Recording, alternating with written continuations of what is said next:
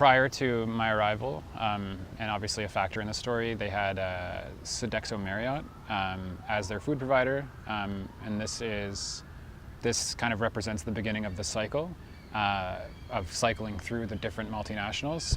As students become frustrated at one, they cycle into the next one. They get frustrated at that one, they cycle into the next one. So originally they had Sodhexo-Marriot, which was before my time, and then while I was at the university, they had Chartwell's, which is another multinational food provider that extracts profits from essentially Concordia and other institutions that it's a part of, and then those profits go to their shareholders.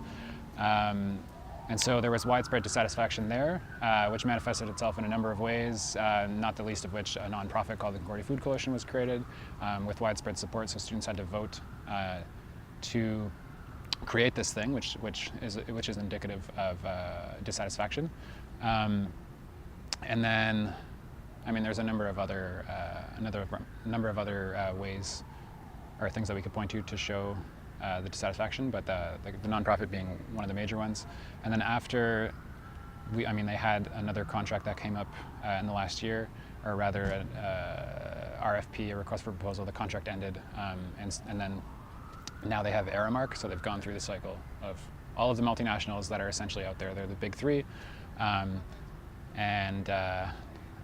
Ideally, after there's been dissatisfaction against the first one, and now the second one, and we can anticipate that many of the issues will not be resolved with this next provider as well.